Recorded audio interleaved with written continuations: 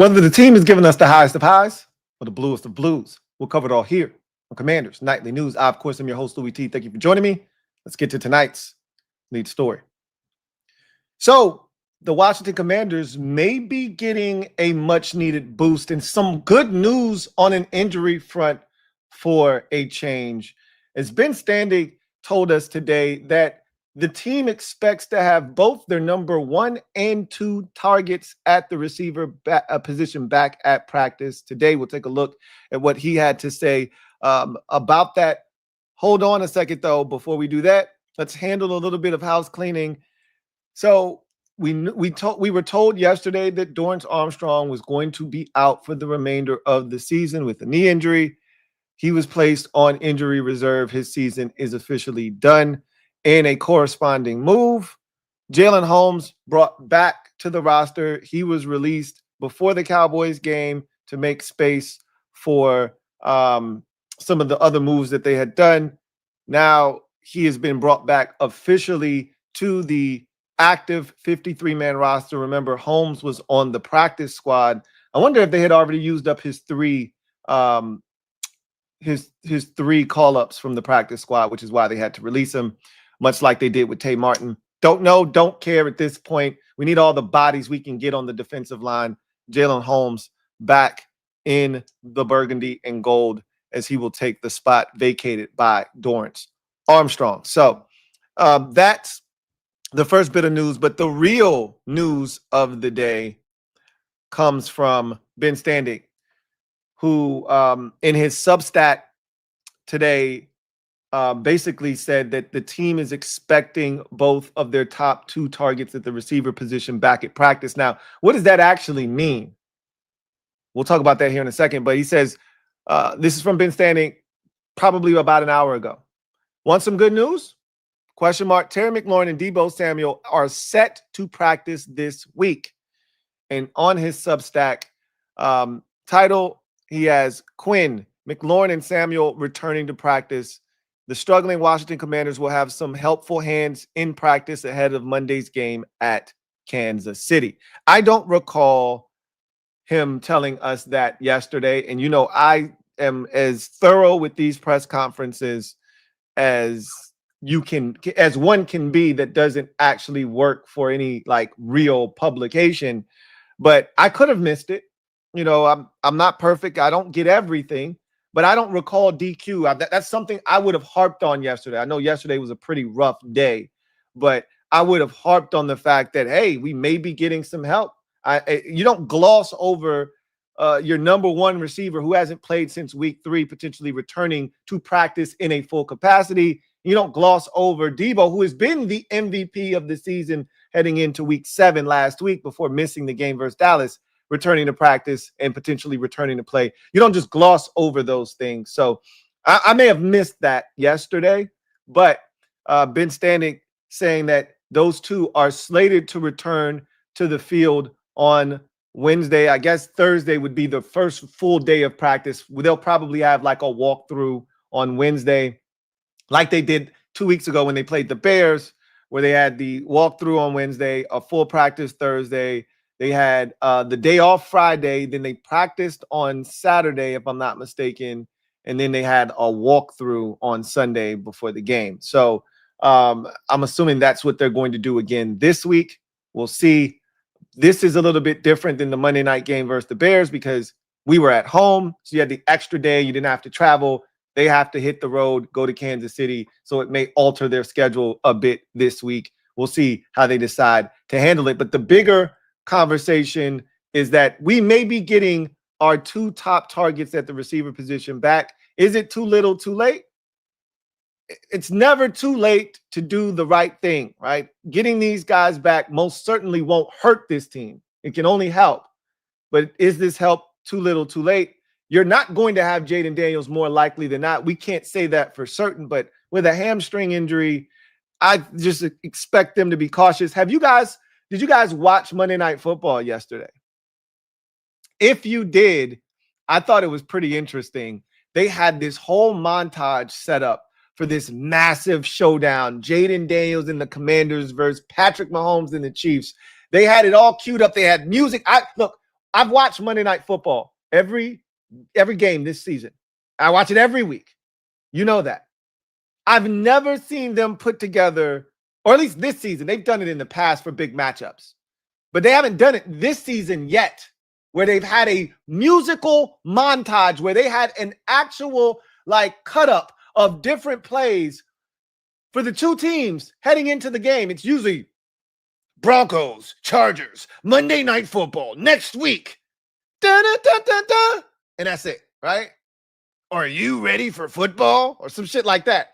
They had like a 30-second, 15 seconds for the Commanders, then a 50, and it shit had like its own soundtrack, and they had to edit it. They had to put Marcus Mariota and Zach Ertz and all these other players they had no intentions of putting in this shit because it was all Jaden, and they had to edit it because he's not going to play, and they know it. It sucks, right? But that's our existence right now. So don't expect Jaden to play this week. Don't expect him to practice. I expect them to kind of drag this thing along like they did the knee injury, right? Where, he's not practicing, but he's making progress, and we'll get all of that, but he's not going to practice. He's not going to play this week. He won't make the trip to Kansas City, right? Or if he does make the trip to Kansas City, he'll be in the press box, but more likely than not, injured guys don't make the trip. I don't think he made the trip to Atlanta. I'm pretty sure. I know he didn't, because I remember them asking him at the press conference where he watched the game, and he said he watched it at home. So he's not going to make the trip to Kansas City. And then we'll be back home next week, and he won't be, playing in that game either, if you ask me, against the Seattle Seahawks on a Sunday night. He'll be up in the press box. And then I think you start to reevaluate him like they do in the NBA. You don't say when a guy's going to be back, you say, we will reevaluate him in 2 weeks. They will reevaluate Jaden in 2 weeks, and that's when I think we'll start to hear whether he can start practicing or not. We'll start to hear, oh, he had a great workout like he did the last time, and then maybe, just maybe, you get him back for Detroit. I wouldn't hold my breath. The earliest I think he is back is maybe Madrid, but if you get to that point, you might as well just wait until after the bye. It just doesn't make any sense, which is why I contend that this team is probably going to hold him out until after the bye. Maybe you get Noah Brown back then as well. At this point, Noah Brown isn't a real human being. He doesn't exist, in the words of Rio Robinson. He doesn't exist. He's not a real human being here. I'm just going forward with the receiver position as if he isn't a part of this team. If he shows up and he actually is able to stay healthy and contribute, great. We can use all the help we can get, all hands on deck. But between the addition of Treylon Burks and Robbie Chosen and the young puppy stepping up, I don't even know if we need this guy at this point. We could use him most certainly, but I'm focused on the guys that actually are healthy and who also can lend a helping hand. And I just don't look at him as someone that can do that at this current moment. So I'm just going to move forward as if he doesn't exist. So that's where we stand right now. But we may be getting some good news, and this team may be getting a much needed boost at the receiver position, because that has changed everything. And I talked about it on my quick hit for Bleacher Report today, that teams are playing us differently because of the lack of real threats at the receiver position. And it's hurting our run game. It's hurting our entire offense. It's killing our offense. You want to know why we can't run the ball? Because teams are being more aggressive stopping the run, because they don't respect our pass catchers on the outside. That's why teams are playing man coverage against us. That's why teams are more aggressive stopping the run. You want to know why the run game has suffered the last 2 weeks? We got teams doing things that they hadn't done all season long because they're looking at our receivers and they're laughing. And they're saying, you know what? Let's challenge their receivers. Let's play man coverage. Let's come up and be aggressive in the box. No one's running by us. No one's hurting us in the pass game. We're not afraid of Robbie Chosen or Chris Moore. We're not afraid of Luke McCaffrey or Jalen Lane. Let's challenge these guys. Let's be aggressive and stop their run game and make them one-dimensional. That's what's happened the last 2 weeks. Almost got away with it against Chicago. Didn't get away with it against Dallas. So it'd be great to get them back at the receiver position. But I digress. We're going to go and get a word from one of our sponsors, come back on the other side, and then we're going to do something that I've done in the past. I feel very dirty doing this dressed in all black like the Omen. It feels like an oxymoron, but I'm going to come back and I'm going to sell hope. I'm going to push hope in your veins instead of that season over dope into your brain. I'll see you on the other side. Sleeper. Sleeper is the best way to experience and connect over sports together. It's a one-stop shop for all of your sports needs. You can celebrate and chat in the games in real time with other users, get the fastest scores, blazing fast news and alerts right at your fingertips. Play in fantasy leagues and win real money on picks contests. So enjoy sports the way they were meant to, together. Download the #1 sports app today. Predict the hottest football stats like passing yards, receiving yards, touchdowns, interceptions, and much more to cash in on your daily fantasy football skills. Use promo code LTN and Sleeper will match your first deposit up to $100. Terms and conditions apply. See Sleeper's terms of use for details. Currently operational in over 25 states. Check out Sleeper today. Sleeper. All right, so we go to In Other News, and I've only done this one other time, and it's one of the nastiest videos I've ever done in my life. I am not proud of it. I've had nightmares about this video. It occurred on November the 20th, 2018. And this is not that. I would not have done this video if I felt like I was doing something as dirty, dick, dastardly as what I did on November 20th, 2018. I put out a video.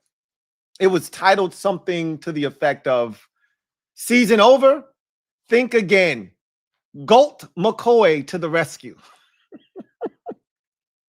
Not one of my proudest moments. As a matter of fact, it's one of my nastiest. It was pretty dirty. I feel dirty talking about it right now. And I remember after Alex Smith got hurt in that 2018 season, we'd gotten off to such a great start that year, even though it felt like a house of cards.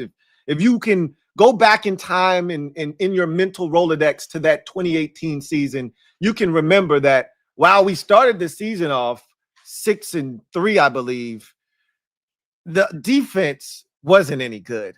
It was a house of cards. We played well enough to win offensively against bad teams. Anytime we saw a team that was remotely good on offense, they ran up the check on us, right? Lit the scoreboard up like a Christmas tree. And he gets hurt against the Houston Texans, and we got the Philadelphia Eagles on a Monday night the following week, and I put out just the nastiest video. I swear to God. I apologize to anyone who watched that video some, 7 years ago. I sat there for 30 minutes or so talking about how Colt McCoy was going to come in and save our season. And like a quarter and a half into his first game in the lineup, he breaks his ankle, and then just an unfortunate chain of events happen after that, where we go through quarterback after quarterback after quarterback after quarterback. Dirty Chez and Josh Johnson. It was nasty. I never want to do that again ever in life. But this is not that. We have one of the best backup quarterbacks in the NFL, assuming that Jaden can't play. And I don't want to make that assumption, but it doesn't feel like he's going to play. Okay. So assuming that Jaden is out of the lineup, if he's not, even better for us, especially getting his #1 and 2 targets at the receiver position, possibly back for this monumental, massive matchup on Monday Night Football.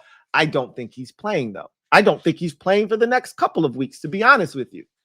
In that, we take a look at how this season, and look, I am a constant optimist. I don't like preaching gloom and doom. I'd rather do what I'm about to do now, and that's try to push hope, right? Try to push hope. I don't want to be a freak. I can't help myself, but this is what I do. I'm Louie T, and I push hope. That's what I do. I push optimism. So if I can find just a twinge of it, as my girl Candy says, I'm pulling on that thread. That's what we're going to do today. Let's take a look at how this team can keep their season alive moving forward after this ugly 3-4 start, even if Jaden Daniels isn't able to help us over the next 2 to 4 weeks. Let's take a look. So here's the first thing that the Commanders must do or have happen during this stretch. And the first thing is Jaden Daniels' injury isn't serious. We've dodged a bullet. DQ already told us that his injury isn't serious. So this is our checklist of items that have to happen, not hope they happen, have to happen in order for this team to have a chance. Now, you can alter these, right? And I'll talk about alterations that can be made to this checklist that will help and benefit the Commanders, obviously. But if at a bare minimum, if you're trying to keep this season afloat, these things on this checklist have to happen, right? And he has to return by week 13. I don't think that's out of the as a matter of fact, I guarantee, and I didn't sleep at a Holiday Inn last night, but if you tell me his injury isn't serious, then week 13 means you can put him on IR right now and he'll be back by week 13, which, again, that doesn't feel like this is a big ask, right? I'm assuming he'll be back by the Madrid game, possibly the week prior versus Detroit. That's what I'm telling myself. He'll be back for that big-time NFC matchup versus the Detroit Lions at home in week number 10. That's what I'm telling myself. Anything sooner than that, added benefit and a bonus, all right? So his injury isn't serious. We've been already told that. And he returns by week 13. I feel like we can already check this one off the checklist, okay? If you tell me his injury isn't serious, which we've already been told that we've dodged a bullet, then he shouldn't have any issues getting back on the field by the Denver Broncos Sunday night football game post-bye, okay? So feel pretty confident that this one is already a check. So we move on to the next checklist item. Terry McLaurin, Deebo Samuel, and Jaden Daniels have to return and stay healthy. Now, let me put a caveat on the Terry McLaurin and Deebo Samuel returns. They're separate from Jaden. We need them back now, okay? We need them back in week 8 versus Kansas City. No worse than week 9 at home versus the Seattle Seahawks on a Sunday night. If you don't think you got a shot, you don't have a shot on Monday night versus the Chiefs, then let Terry and Deebo sit out an extra week. You're probably going to get your brains bashed in and your back kicked in anyway. So if they're not going to feel that way. They think they got a chance to win, right? So if those two are healthy this week, that's a big one, right? That's a big one because that gives you hope. And we're going to come back to this second item on the checklist. We're going to return to this at least 2 more times because this is a big one. Because not only do they need to return, Deebo and Terry, we need them to stay healthy. The same thing has to be said for Jaden Daniels. We can't go through another one of these phases where guys aren't healthy. We've been hit by the injury bug enough this season. Once these guys return to play, we need them to stay in the lineup the remainder of the season. We can't survive without them, let alone we can't thrive without them, let alone survive. We've proven this already. We can't even survive without them. We need to thrive over the next month and a half if we are to have a shot down the stretch of this season. We need to thrive, not just survive. So it is imperative that these 3 guys come back, return to play, and stay in the lineup once they return, whenever that is. For Terry and Deebo, you're hoping it's as soon as possible this week, Monday Night Football, week 8 versus the Chiefs. That's what you're hoping, and they stay in the lineup the remainder of the season. For Jaden Daniels, as soon as possible, whatever that looks like, whether it's this week against the Chiefs, highly unlikely, next week against the Seattle Seahawks on a Sunday night, very hopeful, but still doubtful. In my mind, week 9 against the Detroit Lions, 10 against the Detroit Lions, that's when I'm saying he should be back by then if it's not serious, as they've told us. or week 11 versus the Miami Dolphins. At that point, you can convince yourself we've gotten this far with him. Another 2 weeks would really go a long way in not only healing his hamstring, but also healing his knee so he could shed himself of the brace. So if you get to week 11 versus Miami, you can probably convince yourself Marcus can handle that, right? I don't take anything for granted because I thought Marcus could handle the Atlanta Falcons. That wasn't really his fault, but he also could have done more. So I won't take anything for granted moving forward. If Jaden can return to play before week 13, week 11, let's see him out there on the field.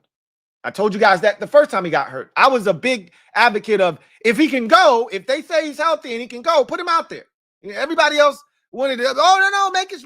But you guys are right. They sat him down for those 2 weeks and then he returned to play afterwards. So we'll see what happens. Next item on the checklist. I'm assuming that Jaden doesn't return until week 13. Again, this doesn't have to be the case. And it doesn't really matter who the quarterback is, whether it's Marcus Mariota or it's Jaden Daniels.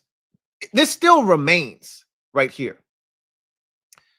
Marcus Mariota leads the team to a 2-2 record over that span, assuming that Jaden doesn't return until week 13. There's 4 games between now and week 13 because the Commanders have a bye week in week 12 after their game in Madrid versus the Dolphins. So if Marcus Mariota has to be your starter for that month, he needs to go 2-2 over that span. And in doing so, those losses to, and I'm telling you what the 2 wins have to be. You got to beat Seattle and you got to beat Miami. I'd love for you to beat Detroit or Kansas City. I don't give a shit who you beat, really. The 2-2, right? Personally, I'd rather you beat the 2 NFC teams, lose to the 2 AFC teams and call it a day, but you can't lose to Miami.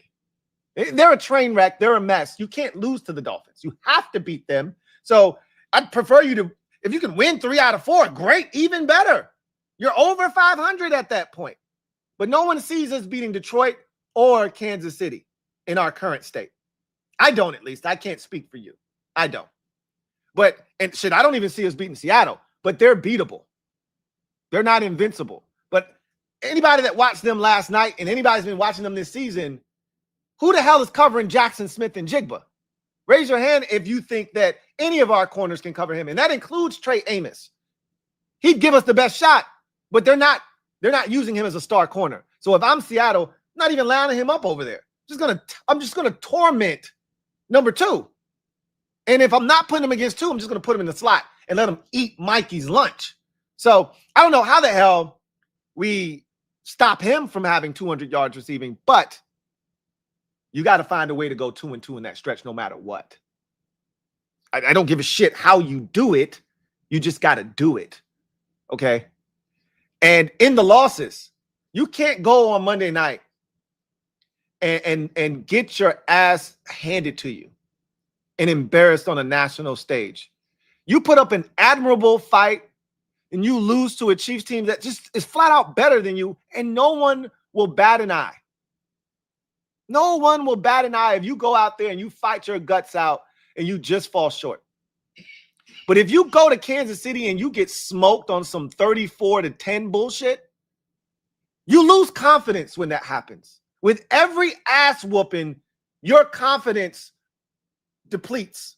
It's like an energy bar, right? Tough losses, hard-fought losses, they take something out of you, but they don't deplete the bar, right? You go from here to here with a tough loss. Man, that hurt, but we can bounce back and push the energy bar back up. You get your ass whooped and the confidence level goes, that shit goes down a lot. And you just got your ass whooped last week. You couple last week's ass whooping with another one and you start to think to yourself, are we ass?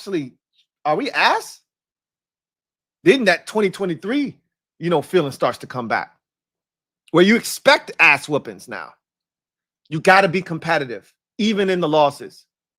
You can't let Detroit come in here and do what they did to Dallas last year when they were looking for revenge after Dallas beat them the year before, and they went in and they ran the check up on there. They did trick play. Penei Sewell almost scored a touchdown on their ass.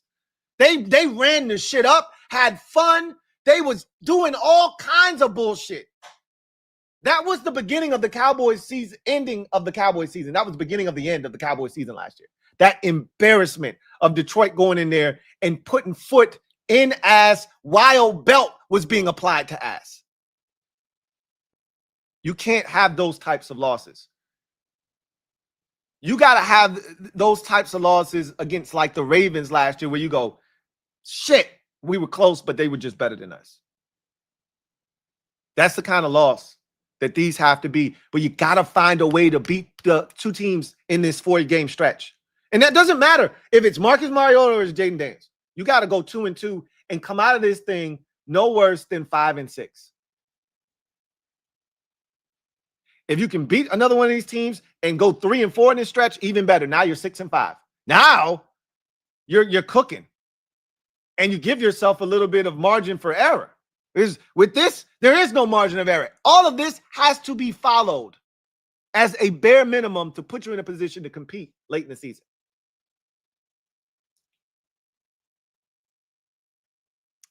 Next checklist item. Marcus can't do this by himself. We know this to be a fact. The run game has to return to the #1 in league form. Now we're going back to that #2 item that I told you we were going to return to at least twice. Getting Terry McLaurin and Deebo Samuel back will help the run game. Inherently, it will help the run game. Now you have to worry about Terry running by someone in the secondary. Now you have to worry about where's Deebo Samuel on the field. He goes in motion. We got to worry about that ghost motion. You see, we haven't run any motion here really of the last 2 weeks without Deebo in the lineup. Last week against the Bears, minimal motion. They really didn't use Deebo in that fashion. And then last week not having him, I don't recall any motion. Do you? Did we see Luke McCaffrey or Jalen Lane going in ghost motion, coming back across the formation and then running out wide? We saw none of that. Deebo is that guy. And that eye candy changes defenses. Their eye discipline, where they line up, what they do, all that pre-shift, snap motion, all that shit changes the defense's eyes and sometimes their alignment and sets you up for better angles for the run game. So both of these guys play a pivotal part in the run game being more effective because of how they impact defenses. And then just their presence in the pass game is going to help this offense. And the run game will benefit from these two. Because Marcus can help this run game in a way that Jaden can't. Marcus runs the read option way better than Jaden does. He just has a much deeper understanding of when to pull the football, when to give it. And when Marcus turns that corner, it's usually a ton of green grass. When Jaden pulls it, he probably should have given it. There's a defender waiting on him, and it's usually him trying to make a beeline to the sideline. It's just a big difference. So Marcus can help this run game. He can help this run game. He can do some things. But we got to get these receivers back because teams aren't respecting our pass game enough, and it's affecting the run game. And if Marcus is to be successful, assuming Marcus has to play, which I'm going to go ahead and do, I hope I'm wrong, but I'm going to go ahead and assume Marcus is at least making 2 more starts. He's going to need the help of that run game that at one point this season was the #1 run and still is a top 5 rush offense in the league. It's probably like 2 or 3 right now, but it's still one of the best in football. But we haven't looked like it the last 2 weeks. But we can easily return to that form if you get Terry McLaurin and Deebo Samuel back in the lineup. Notice I haven't said anything about the defense yet. Here we go. Now we're going into the deep waters. We can't ask this defense for shit at this point, right? I think we can all acknowledge that this defense will be the death of us. If this team doesn't turn it around, the first thing we'll point to are the injuries, and rightfully so. The next thing we will point to is the defense. The only way the defense is to come out of this mess that they're currently in. Instead of continuing to step and play in the mess, step over it, they have to produce turnovers. I was going to give them an either or.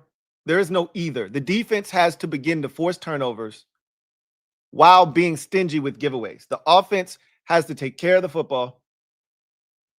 We can't give them back the football. Can't be an Atlanta Falcons situation where, oh shit, we got a turnover, but Marcus threw a pick and took points off the scoreboard. Can't do it. We have to take it away, and we can't give it back to the opposing team. Every game that Marcus has started, we've had a turnover in. Every game that Marcus has played in, we've had a turnover in. Marcus has been responsible for a turnover in every game that he's played in. Against the Raiders, he fumbled. The following week against the Falcons, he threw a pick, a bad one at that. And then last week against Cowboys, he threw a pick 6. So if he's going to play, he's got to take care of the football. That is his first and most important goal. Take care of the damn ball. Cherish that and protect the Duke at all costs, because we're not good enough to turn the football over. And I know this sounds like I'm speaking a whole different language. Like, what the hell are you talking about, Louie T? I get it. But the defense is going to have to start forcing turnovers. Don't ask me how the hell this is going to get done. I don't know. It's not my job to figure this out. All I know is the only way for us to level the playing field defensively, we got to start creating some turnovers. The run defense has gotten worse. I don't know if it's going to improve. We may have seen the best of the run defense this season. It may not come back. We may not be back to square one with the run defense to where we were last year, but we're definitely not what we were the first, 5 games of the season, run defense wise. And honestly, I can't tell you what the hell happened. When you point to certain things that have happened to the team, there's a direct correlation. Like, you look at the pass offense, and you're like, well, shit, we don't got any receivers. What do you think was going to happen? You look at the demise of the run game here lately, and you're like, shit, you don't have any receivers. What do you think is going to happen, right? Now teams are coming up playing aggressive man coverage, and they're stacking the box, and they're being aggressive, and they're attacking the line of scrimmage with impunity because there's no penalty for being aggressive. Who's going to hurt you at the receiver position? We threw the ball up in one-on-one coverage to Robbie Chosen, and the officials looked at us like we had 6 heads because he was like, it's Robbie Chosen. You think I'm throwing a flag for him? If it was Terry McLaurin, he would have thrown the flag. It's Robbie Chosen, bro. You're not getting a flag for that shit. Do it again. Figure it out. You think officials, it's not that different from the NBA. Stars get calls. Robbie Chosen doesn't get the whistle. He doesn't get a flag. But I look at this run defense and I'm like, what the hell happened? Like, we kept the party going after Dietrich Wise got hurt. We kept the party going after Javonte Jean-Baptiste got hurt. Like, what changed? We still got Kinlaw. We still got Payne. Dorrance is a big one, right? Dorrance, I think, you know what? That's it. It kind of coincides with Dorrance's injury because he got injured in the Bears game, really wasn't able to play in that game. And that's when we started really giving it up on the ground. Like, it got really bad on the ground. And we really haven't rebounded since. They got to figure this shit out, though. They have to figure this out. It is killing us. Because at least when we were stopping the run, that was part of the reason we had a top 10, third down defense. Because you were setting yourself up for third and longs if teams wanted to try to run the football on first or second down. We know how bad we are on second and long, but at least if a team got to an incompletion on first down and they tried to run it on 2nd and 10, it would be 3rd and 11 or 3rd and 8, 3rd and 7. Bare minimum. Best they could do was 3rd and 7. Well, now you got them where you want them. Let's see if we get off the field. Now teams are running it on first down. They're getting 6. Teams are running it on 2nd and 10, and they're getting 8. And you're like, guys, what the bro? Simple shit gashing us. So at this point, I don't know if the run defense is ever going to return to its form from earlier in the season. I pray that it does. But whatever the case may be, we know what the pass defense is. We got to find a way. And I don't care if that's Deron Payne or Javon Kinlaw or somebody who knows they're not getting to the quarterback, getting their hand up, deflecting the ball in the air, and we pick it up. We got to find a way to get our hands on footballs. We got to find a way to poke some footballs free. We got to find a way to reach in the cookie jar and pull the lawnmower. Something. We got to find ways to generate turnovers. Special teams, you got to chip in too, man. You've been so good, and I hate to ask you for more because you've been so awesome, but we need you to chip in as well. All hands on deck. We got to create turnovers. It's the only way we're going to survive defensively this season.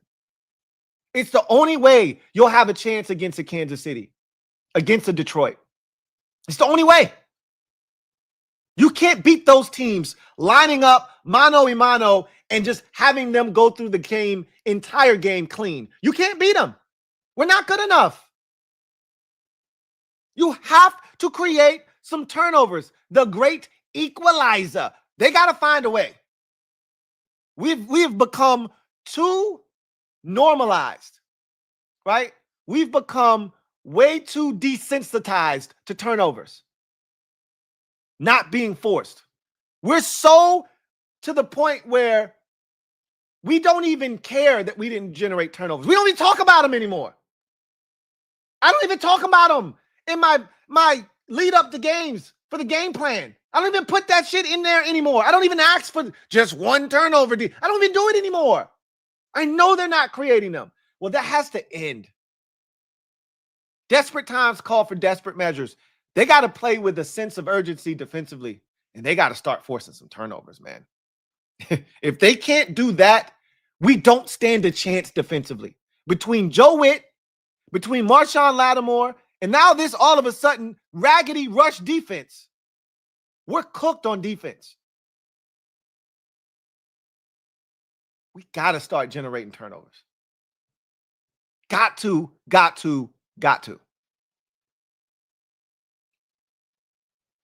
And then the last but not least of how you keep this season alive. You have to go 4-0 in weeks 11 through 15. This is why if you can find a way over this next month to win 3 out of 4, it gives you a bit of margin of error. But the likelihood is, again, I think we can all agree on you're not beating Kansas City and you're not beating Detroit. I think we can all agree on those two things right now. When we get to Monday night, I'm going to sit in front of my TV at 8:15, and you can't tell me that we're not winning that game. That's my heart talking, okay? That ain't my head. My head is like, bro, you about to get your ass whooped. My heart is like, hey, we can do this. If we could just force a turnover or two, run the football, win time of possession, keep Mahomes off the field, we can do this. No, you can't. But that's what my heart is saying. My head is like, nah, bro, you know better. But my heart and my head are like, yo, you can beat Seattle. I don't know how the hell you're going to do it, but that's not an unattainable goal. You can do that. Same thing in week 9 or 10, excuse me. My head is like, bro, you're not beating Detroit. But when I sit my ass in front of my TV at 4:25 on Sunday, I think it's November the 2nd, I think. Whatever that date is, 3rd, whatever that date is, I'm going to be telling myself, heart-wise, man, we can do this. No, you can't. But you better beat Miami over in Madrid. And that's not going to be any easy feat. You know why? Because they have speed offensively. Darren Waller hurt himself. Hopefully he misses the game against us because we have a tight end issue, as we all know, and he's been killing it since he's come back. But They have, like, literally, they have a player on their team that is Jahmyr Gibbs light, that we will get crushed by if he plays against us, in Devin Achane. That kind of speed is our kryptonite. Him and Jalen Waddle single-handedly could derail any thoughts of us just trampling over Miami in that game in Week 11. That's a month from now. We don't need to have those discussions.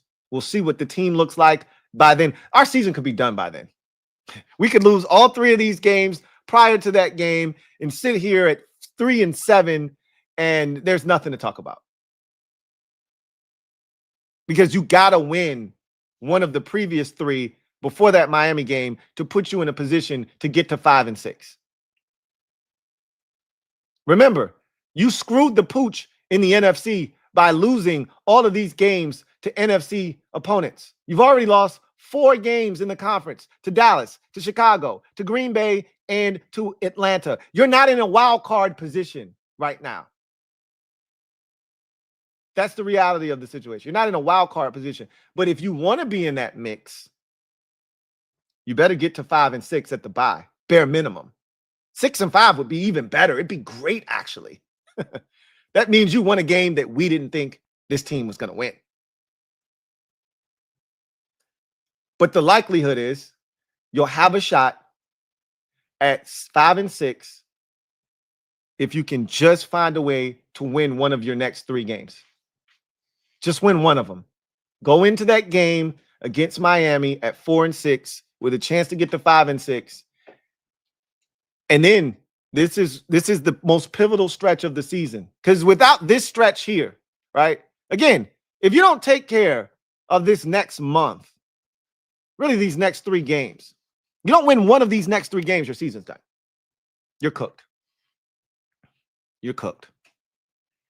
We can do the Mike Shanahan evaluating players for next year thing. We can have that whole speech. You win one of the next 3 games. That's going to get you to 4-6. You have to then go 4-0 in your next 4 games.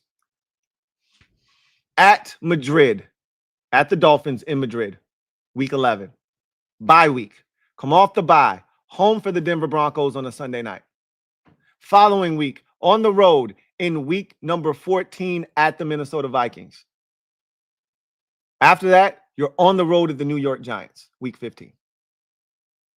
You got to win every single one of those games. Every single one.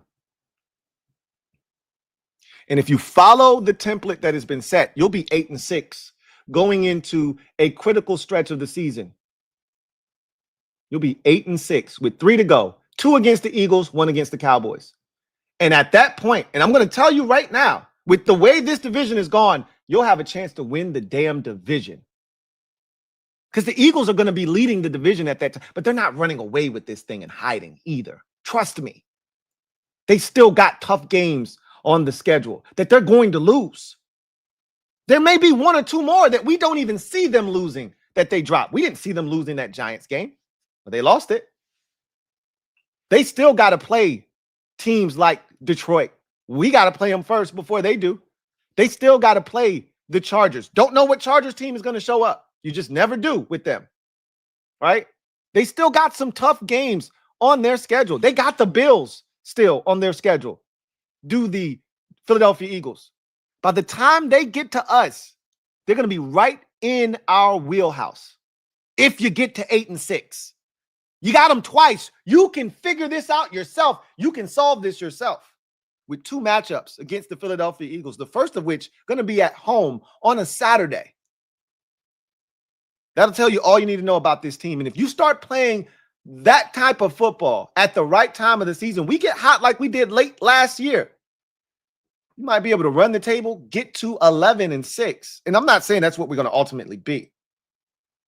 You just want to have a shot at 8-6. Whatever happens after that, you had a season. At least you had a season. 10-7 may get you in. It may not. Again, tiebreakers are a sumbitch, and we don't own any of them right now. But at 8-6, with 3 to go, with all 3 against divisional opponents, you got a chance. And 2 out of those 3 games are at home against Philadelphia and Dallas. You got a chance to settle this shit yourself, and that's all you can ask for. Jaden Daniels should be healthy. Hopefully the rest of the roster has gotten healthy at that point. All hands on deck. Let's go win some goddamn football games. This shit is possible. Nothing I've said here other than the turnovers part. Okay? Other than the turnovers part. Nothing I've said today is irrational or impossible except for the turnovers. But these things have to happen. If they don't, we don't have a shot. We don't have a shot. All right. So that's me selling hope. Instead of pushing dope into your brains, I'm pushing hopium into your veins. What says you? You want any of this hopium or what? I got plenty of it. I got plenty of this hopium. If you want some, let me know. I can ship it to you direct. You'll get it by tomorrow. All right. Let's get to the comment section and we'll get out of here. Corin Smith, thank you for the super chat. Greatly appreciate you. Thank you for being a member of the MOBB who writes, "Sup, Lou? Sup, Corin? I'm still buying. Hey, I got plenty of this hopium. I'll send you some, bruh. You sound like you want some. This team has too much upside. Yes, we have a few old stars, but on the come up. How old is that next level? A few tweaks on defense, a few retirements, and the discussion changes." That wasn't the conversation I was expecting, but hey, whatever hope looks like for you, I'm all about it. I believe. Hashtag SOTG. Hashtag SOTG, man. No matter what happens, that always remains. Hashtag SOTG.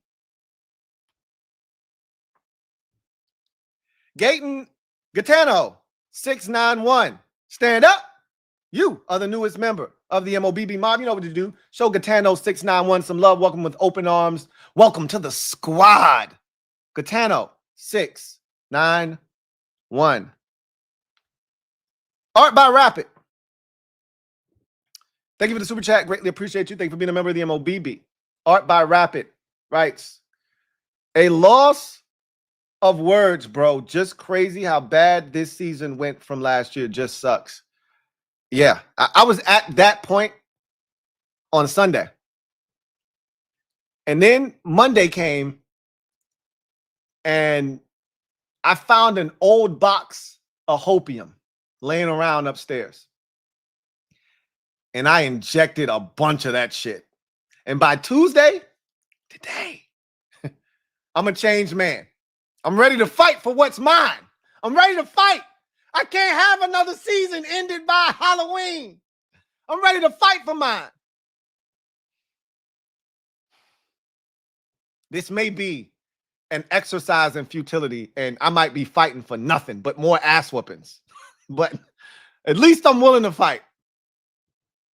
I can't stay down bad, man. Not with Jaden Daniels as my quarterback. Not knowing that he can be back at some point and he can still save us. I can't go out like that, Art by Rapid. I can't do it, man. Can't do it, Art. Video channel. Thank you for being a member for 27 months. Who writes, "Lou, the Mariota read option will definitely open up the run game." Man, look, he's the best at it. I don't know if there's a quarterback in the league better than him running that shit. Even the one he kept against Dallas, if he doesn't trip, he looked like he could have gone for about 50 on him. He got a little too excited, turned that corner, and looked like he got tripped up by the turf monster. When he runs that shit, it looks different. Also, would you be interested in Ray McCloud? Look, I've been whoring myself. I've been digging through the trash, and anything looks good at this point. When you starving, anything looks good. I take old apple cores, right? Half-eaten potato salad. I don't know who cooked that, but I'm in the trash, bro. Beggars can't be choosers. I would take Ray McCloud. Absolutely, I would. But again, anybody with an unceremonious exit from their previous team, you always got to ask yourself, what was that about? What was that about? What was the guy that was with the Steelers and the Ravens, and he was on like 8 different teams at the end, and then the Ravens just like, you can't play for nobody else. You got to watch guys like that. Guys that are malcontents, that everywhere they go, they get pushed out the door, like C.J. Gardner-Johnson. There's a reason why ain't nobody else picked this crazy ass up, because don't nobody want to deal with that shit.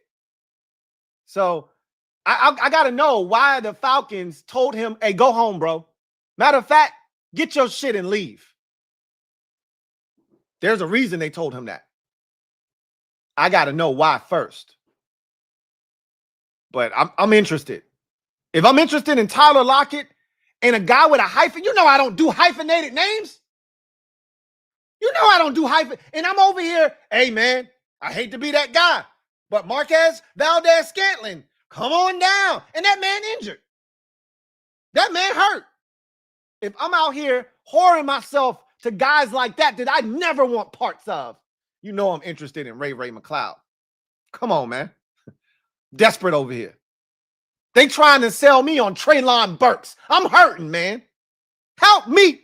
Help me. This shit means something to me, man. Anyway, I digress. I'm selling hope. If you want some, come get some. Let me know. I got you. I don't know how much longer this hope's going to last, though. We got Kansas City on Monday night, and they can beat the hope right out of me.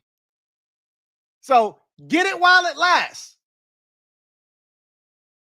We'll see what happens. But all week long, I got a special deal on Hopium.